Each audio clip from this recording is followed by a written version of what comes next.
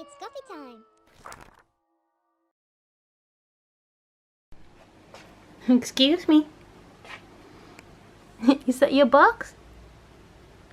Oh boy. Did you take coffee too? Hi, honey. Where's my old boy? Where's my old boy?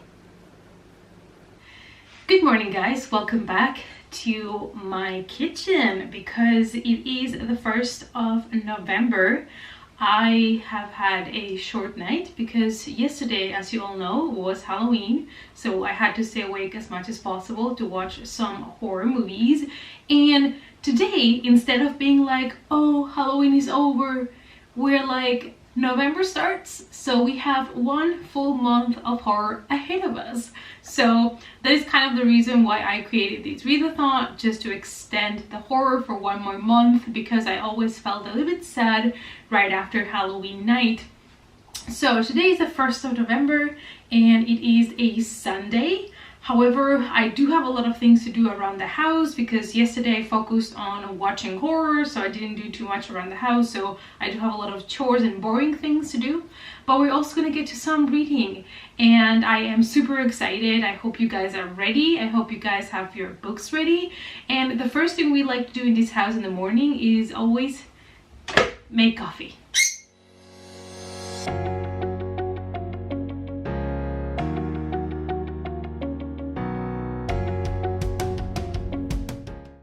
So here's my physical TBR pile plus 2 ebooks that I have on my Kindle.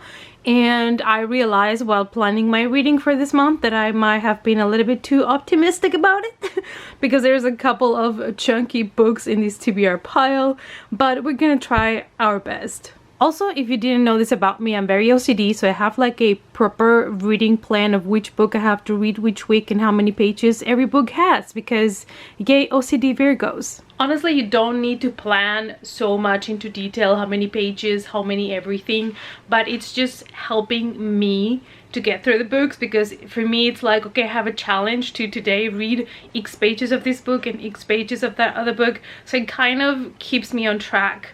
However, if I don't make it, I don't make it. That's totally fine. I'm not gonna like, you know, be super disappointed with myself, but I just feel like having a specific plan kind of helps with my motivation and my drive. So you do you, whatever works for you. I know some people just rather be more mood readers, not really count how many pages they are reading. For me, structure and having everything written in detail helps. Hi, beautiful. Hi, baby.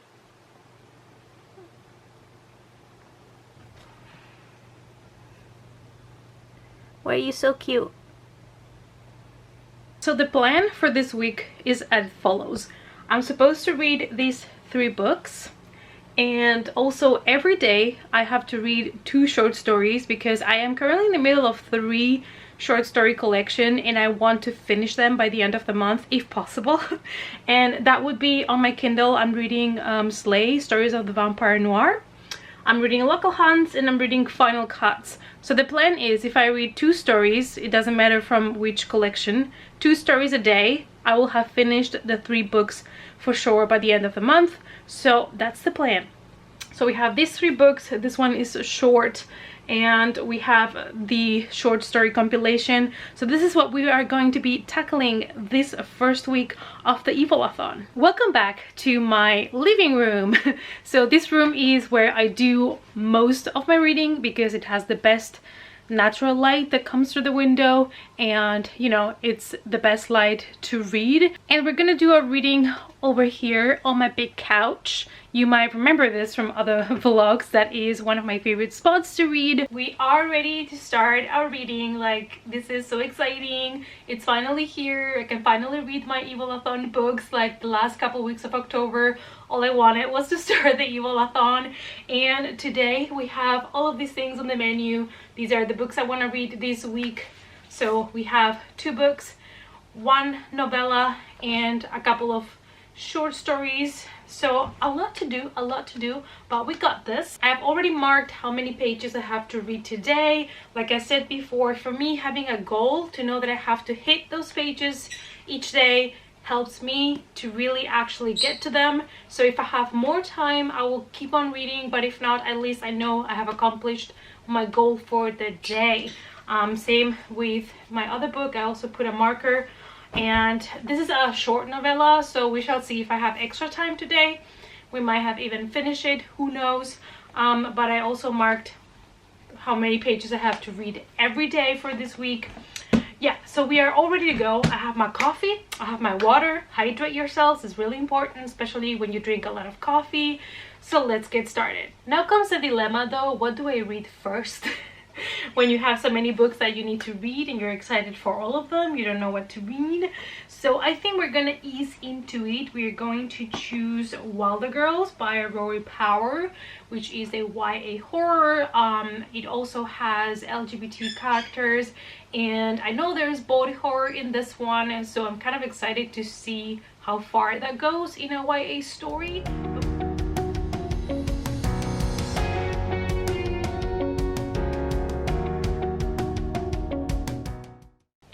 We have finished the section for today. As you can see, Lilith has joined me.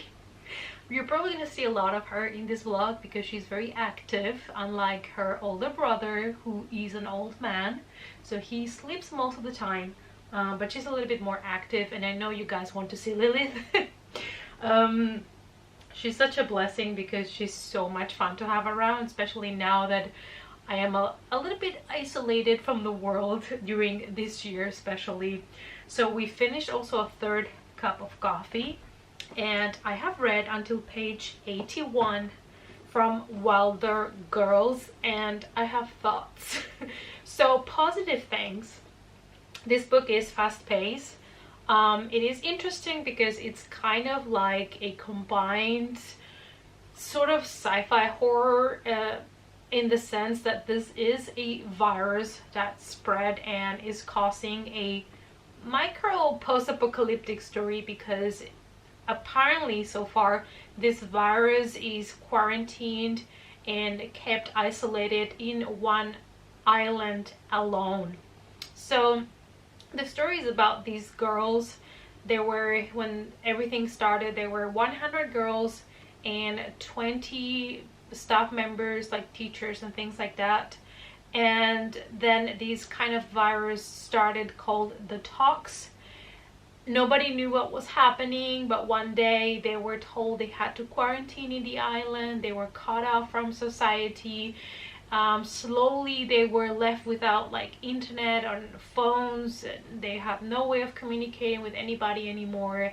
The girls started dying, and even though they were promised that they were gonna get like a cure and they were gonna get a lot of supplies, like medical supplies and food, there have been getting less and less rations of that as well. So the girls sometimes fight over food, or they fight over who has the boat shift, which is basically the girls that are allowed to go outside to go and pick up the packages that they're being sent by the government. And it's kind of like an interesting story, and I like that we get to see some parts of every girl a little bit. However, I think it's missing a little bit of like excitement and like terror. Like I would have wished in this specific case that the author maybe would have started the book when actually the talks started, so that we would have seen how these deeply impacted these girls' lives, how everything went to hell, how they started getting sick and dying, like all of the really unsettling, you know, uncertainty that they had at the beginning about this virus, because this book is starting, I believe, 3 years after. So it's when everything is kind of already established. We do get a couple of like information of how it was back then, or what happened when they got there to the school. But I think like the beginning of the book would have had so much more strength, and it would have felt more like impactful if at the very beginning we would have experienced how these talks basically contaminated the whole island, and the girls being scared because their bodies are changing, something's happening. Like here they already have all of their problems with their skin. Some have scales, some are blind in one eye, and they get like flare-ups every now and then, which makes their condition always worse. So it's kind of like it's already there, so they're just accepting it. But I would have loved to see the beginning and that fear of the girls getting contagious, and I don't know, like I would have loved to see that a little bit more. Yeah, because I feel like I'm just kind of enjoying the story, but it's not making me feel like any kind of uncertainty or fear for the girls, because it's already been 3 years. They kind of know what to expect, they kind of know what's going on, sort of. So I feel like there's a little bit of that potential that we had with the story missing. I feel like now it's a good time to read one short horror story, and then I think I'm just gonna take a break from reading. So we're gonna pick a story from Local Hunts. I'm going to be reading Drive Like Hell by Ken Poirier. I hope that was right, sorry. And yeah, this one is a very short one, so we're gonna read that one. And what I'm doing in order to rate short horror story books, because it's really hard to give it like an overall rating, I am rating each story individually, and then I will just make like an average to kind of be as fair as I can be to the book. Because with short horror story compilations, of course there's going to be stories you're going to enjoy more than others. So yeah, let's go and read that one now. Time for the next book. So it is a little bit later. I had lunch, I played a little bit of Animal Crossing, and I still have a lot of things to do around the house though. I still have to do like a lot of cleaning and meal prepping and stuff like that. So I decided before I go into that, and in order to still use the little natural light that I'm still getting, because in a couple of hours it's gonna start getting super dark, I thought we would use that time to read Raunch Girls by Amy Engel. I've mentioned this before, but I read The Familiar Dark this year, and I really enjoyed it because it was kind of like a drama family thriller thing, and it was just so different from your typical thriller. And even though it was very slow paced, I really enjoyed it. So I already had a copy of Raunch Girls by her, and I decided it was time to read it. And we're gonna read today around 60 pages to be on track. And I just realized that at the beginning we have a Raunch family tree. Here's the family tree, and I love that for me because I love books that include this kind of stuff, like a family tree or a map or something, that it's gonna help you a little bit to organize all of the stuff that's going on in the book. So I am super excited. So we're gonna read, like I said, around 60 pages, so this little bit here, and after that I will let you know my first thoughts on it. I'm curious to see if this one is also going to be kind of slow paced, as it was the Familiar Dark, but we shall see. Also, we have finished the whole coffee pot, so now we're drinking water to hydrate ourselves.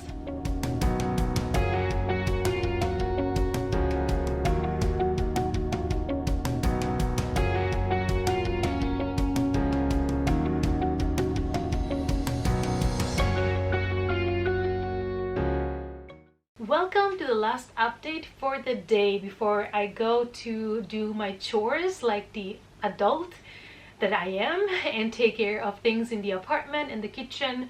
So the Raunch Girls by Amy Engel, I have read 60 pages of it, and I'm really enjoying it so far.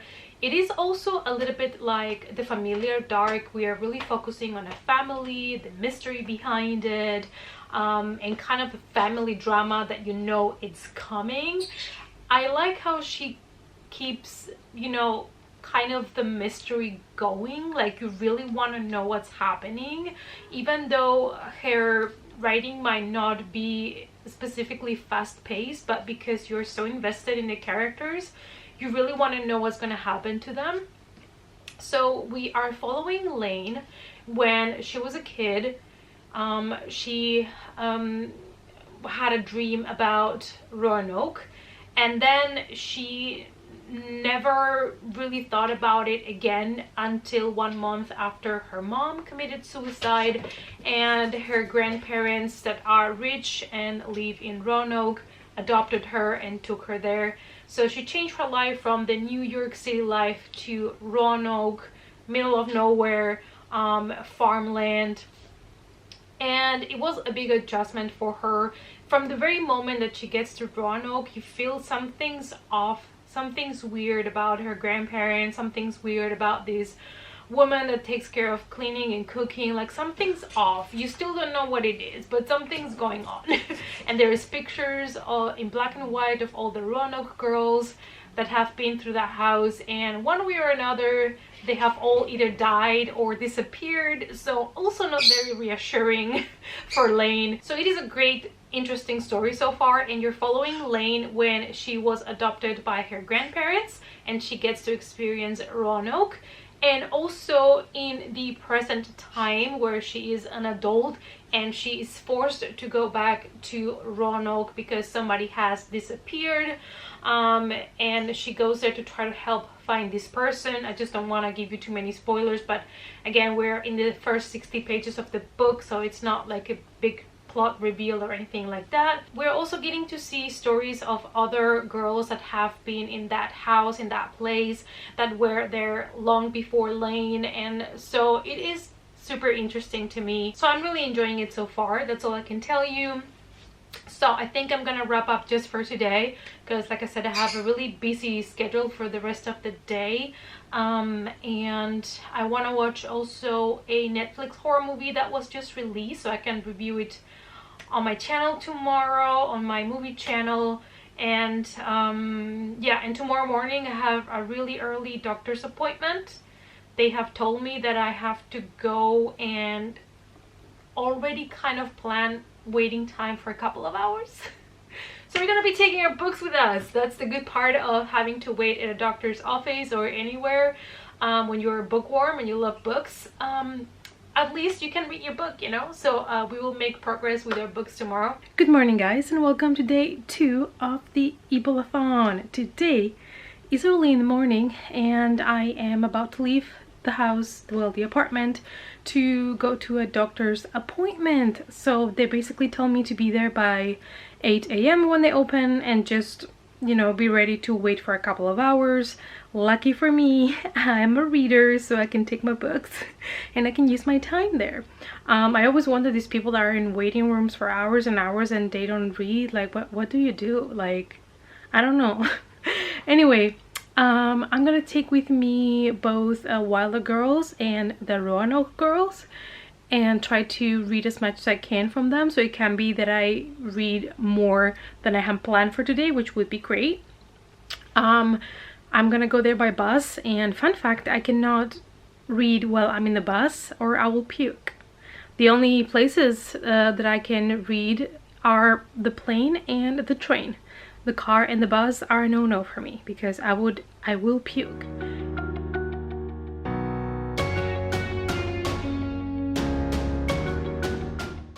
Mommy's back. What have you guys been doing? What have you been doing? I know. Oh, my old boy. Tomorrow you have vet. I'm sorry. Oh, now you're good awake. Yeah, tomorrow you have a vet appointment. Oh, we made it back home and I can't wait to have my coffee. When I have to leave the house super early, I cannot have food, coffee, anything in my system. When I have to leave early, my body doesn't want anything, only water. So it's time now to make coffee.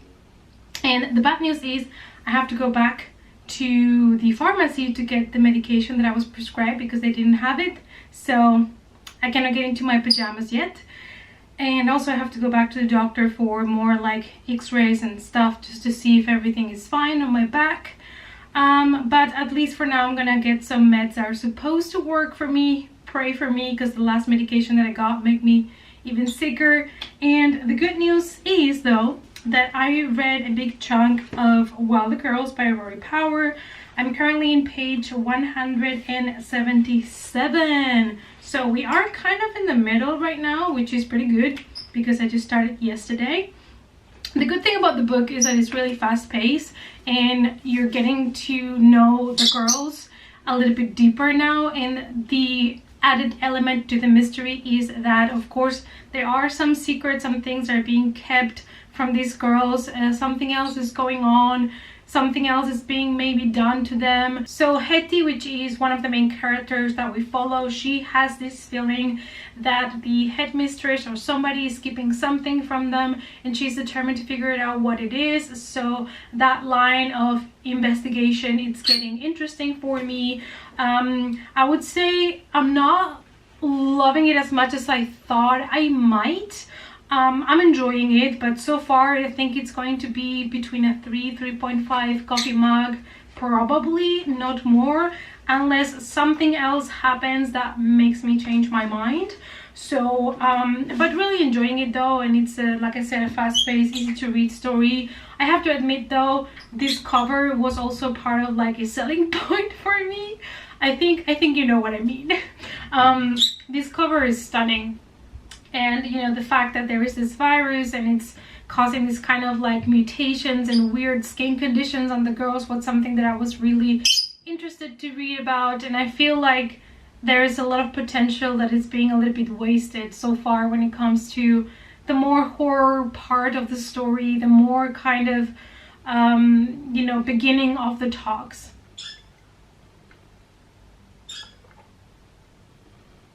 Hello, good morning.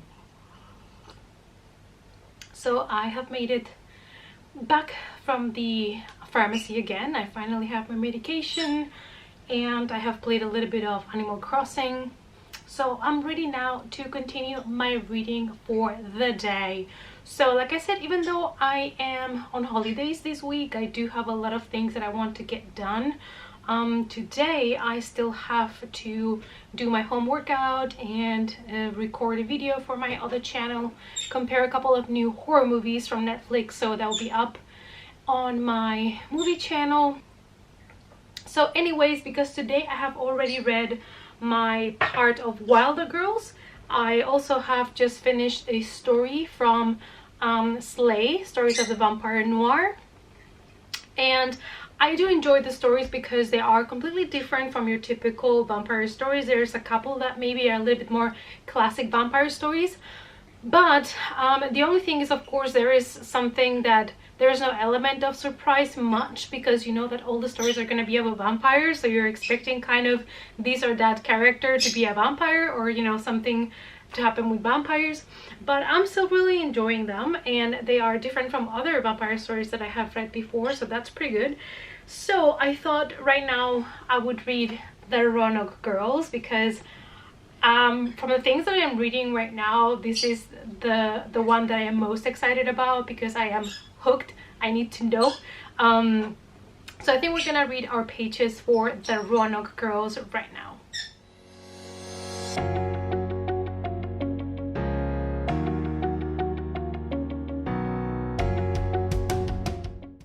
Okay, you guys, update time. So I have read my pages of the Raunch Girls for today. So we are currently at page 116. Now this book does read at a slower pace, and it is very focused on family drama and family issues, as well as her other book was that I already read. And I find that she has such a wonderful way of describe and build these relationships of family members in families that are really messed up or broken families. And that's something that I really like about her books, the way that she creates these families that feel so real. And there is something in this book though that I would like to mention. It's not really a spoiler, but I feel like it's a content warning that I should give you. So there is incest in this book. I'm gonna tell you who, what, why, but and there is something that sounded to me like non-consensual sex, so just want to put that out there in case some people are more sensitive to those topics. So based on those things that I have mentioned, you can assume that this is a very dark story and not a happy family. And there is this kind of like darkness cloud over this family. I'm still really intrigued about the story and the characters. I want to keep on reading. I want to keep finding out more things about the Raunch Girls. I like that they're telling the story like from Lane, which is our main character, like from back then when she first went to the Raunch as a teenager, but also now in the present. And there is no problem, you know, telling those different timelines apart. But also in between we're getting like little snippets of the lives of other Raunch girls from the past, the ones that are no longer there with us. And I don't know, I just find it super interesting, and I'm really enjoying this one. So I thought that before I take a long break and I do my home workout and I focus on getting my video up for today for my movie channel, I figured I would read a little bit from the novella that I have picked for this week, because I was supposed to start it yesterday and I didn't, and I'm really excited about this one. This one takes place at an arcade, so that's one of the selling points. This is 0 Lives Remaining by Adam Cesar, and I just read Clown in a Cornfield this year and absolutely loved it. This is a novella based on an arcade, and we have a couple of kids that are playing there and are trapped in this place, and there is a ghost kind of coming for them. And I absolutely love any kind of books that have to do with games and gaming, so if you know of any book, let me know down below. One of my favorite books is Ready Player One. I absolutely love it. And I do own a copy of Warcross that I want to read, but I still haven't got to it. So any kind of genre, if you know of books that combine video games, let me know please, because I really like to check those out. So I think I'm gonna read a little bit of this one now, and then we're gonna take a big break so I can get to some adulting that needs to be done. And Blakey would like to be pet as well. I know, this is my old boy. Hi. Yeah. You have anything else to say? No? No. I love you. Bye. So you guys, I have read 50 pages of 0 Lives Remaining. Sorry about the lighting, but the light, but the sun is coming in a weird angle right now in my living room. So I am really enjoying it so far. Basically, we have a very small prologue, and we are in the 80s, and there is an accident and somebody dies, and I'm guessing that's going to be the ghost that is going to be hunting this arcade. And then we have a couple of characters that have been introduced, and one is your typical bully, and you're meant to hate him and he's being really mean to this girl that he apparently likes. But that's all I read. It's only been 50 pages, so it's nice to see, you know, the names of all of these old arcade video games like Mrs. Pac-Man, and I don't know, it has like a good vibe. The story did start in the 80s, like only this prologue, but the rest of the story, it takes place in 2014. So no more in the 80s. At the beginning I was like, oh nice, 80s story, but no, it was only the prologue. Sad story.